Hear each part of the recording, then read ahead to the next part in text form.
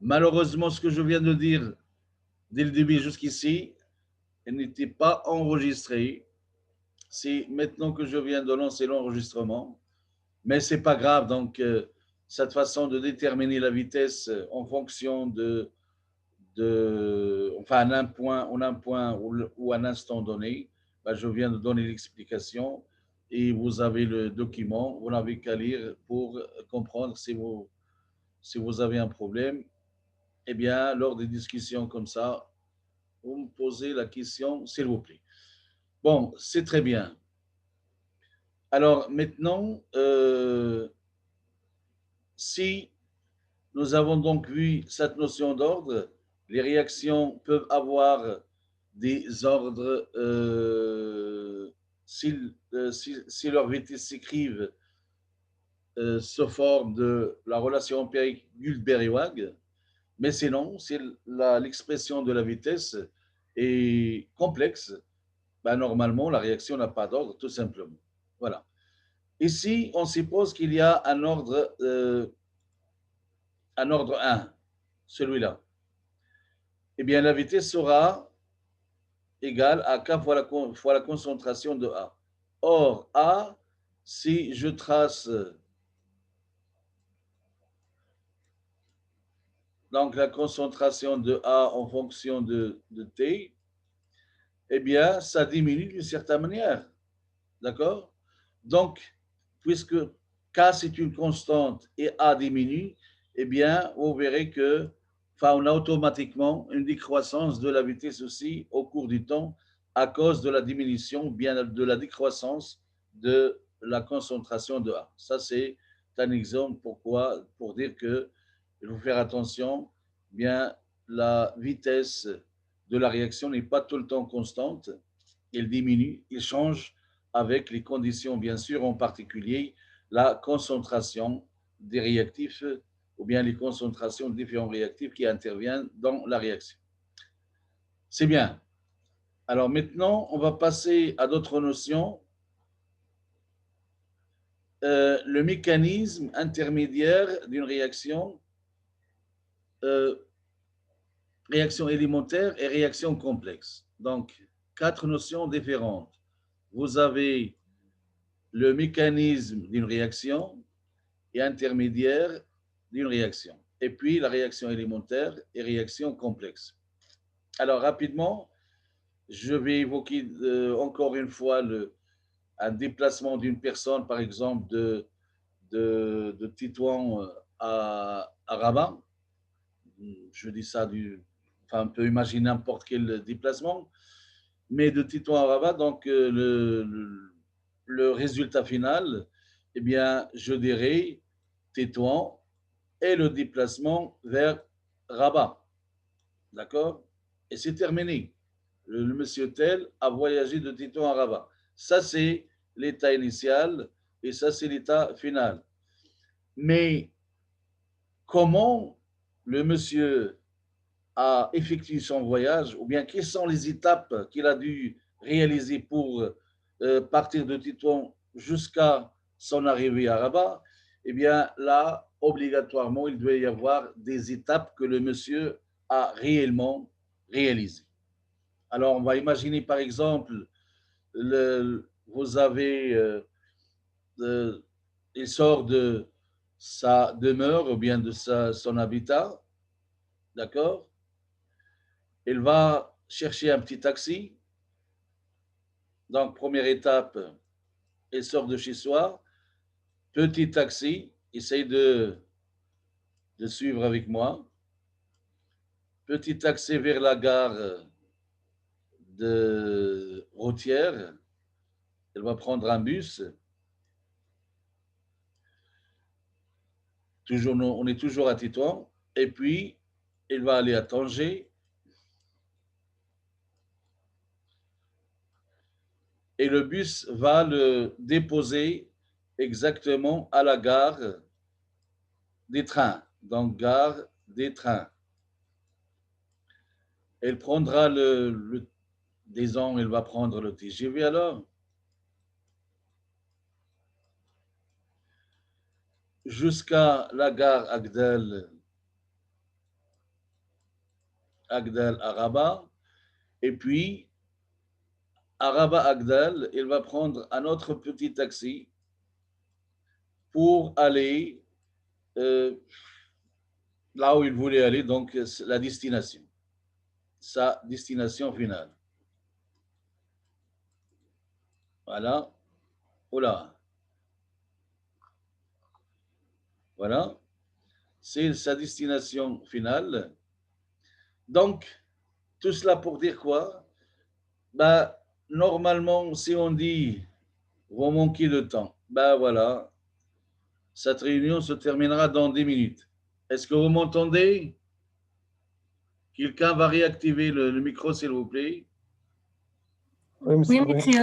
Est-ce que vous avez aussi le message? Vous manquez de temps de... Oui ou non? Parce que j'ai le message comme quoi on a seulement 10 minutes. صد ما فهمتش مزيان ما ما وصليش. فهمتيش مزيان؟ احنا غادي On n'a نعملوا rien نوفو dit. بارتاج. نوفو بارتاج غادي ندير هذا l'écran. D'abord, vous voyez ce que j'ai exactement sur l'écran. Est-ce que vous voyez Hadi?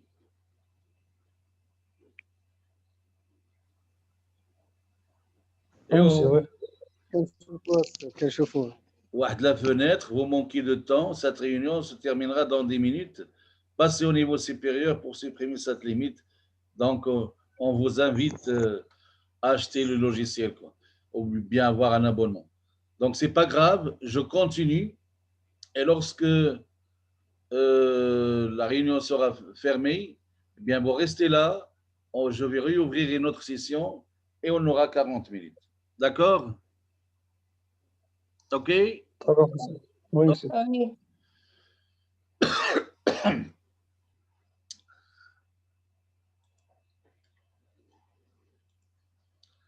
Alors,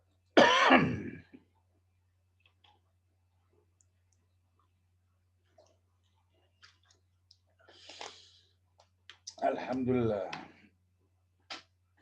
Alors, je vais enlever la fenêtre, c'est bon. Donc, on revient au voyage de monsieur. Vous avez donc la première étape, sortir de chez lui, prendre le petit taxi, puis le bus, peu importe ce qu'il a fait. Mais ce que je veux vous dire, c'est que le voyage, pour se déplacer de Sichoua jusqu'à sa destination à Rabat, eh bien, il a dû réaliser différentes étapes pour arriver à sa destination finale. Et là, on donne bien sûr le détail du voyage, comment le voyage a été réalisé réellement, si vous voulez. Eh bien, dans le cas d'une réaction, lorsqu'on vous donne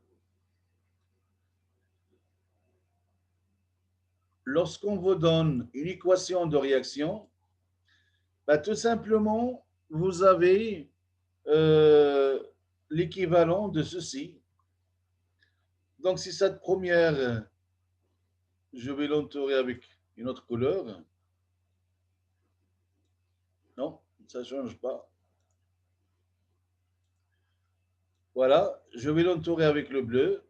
Normalement, lorsqu'on vous donne une réaction, équation d'une réaction, eh bien, on vous donne l'état initial qui sont les réactifs et puis l'état final qui sont les produits. Et pour notre voyage, l'état initial, c'est Tétouan et l'état final, c'est Rabat. Donc, on ne sait rien comment le déplacement a été réalisé. Bien, pour la même chose pour la réaction, lorsqu'on vous donne une équation de réaction, on ne sait rien sur le chemin emprunté par les réactifs ou bien comment les interactions ont été réalisées entre les réactifs pour qu'ils puissent se transformer en produits. Eh bien, pour représenter effectivement les différentes étapes réalisées pour transformer les réactifs en produits, je vous donne ici un exemple de la synthèse de HBr à partir de H2 et BR2. Alors, je vais quand même essayer d'effacer ceci.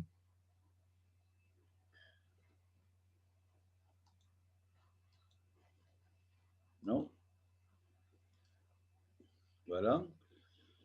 Et puis, je reviens sur la gomme ici. Oula.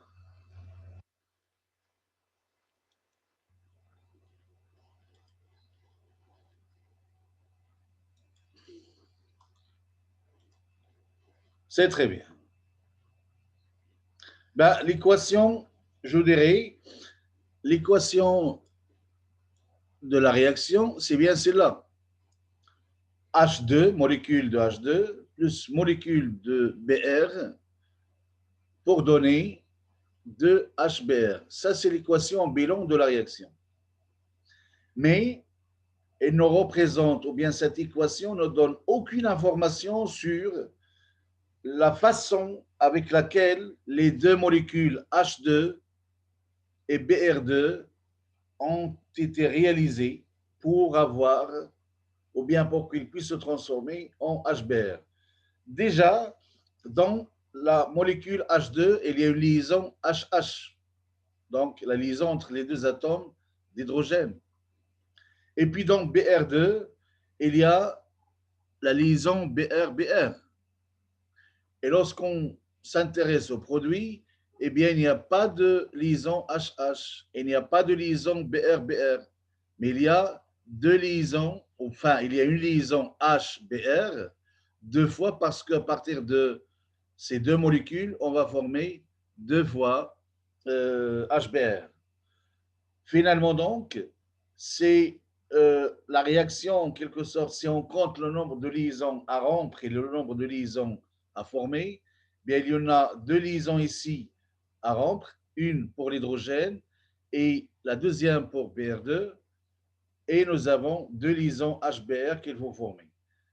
Et je dirais à l'échelle atomique, ça fait trop de liaisons à casser et de liaisons à former d'un seul coup en un acte élémentaire, si vous voulez, dans une réaction élémentaire qui se réalise réellement à l'échelle atomique pour avoir la formation de HBr. Je répète, la formation de HBr à partir de H2 plus Br2, si on suppose que la réaction se fait d'un seul coup, en une seule étape, en une seule réaction, eh bien, on doit casser la liaison HH, la liaison BR-BR, et puis former deux liaisons HBr. Et là, ça fait trop de liaisons à casser et à former.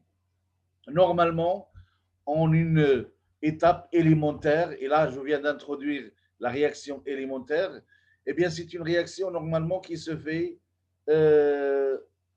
par un acte chimique bien précis, tel que ici, par exemple, nous avons la molécule Br2 plus la molécule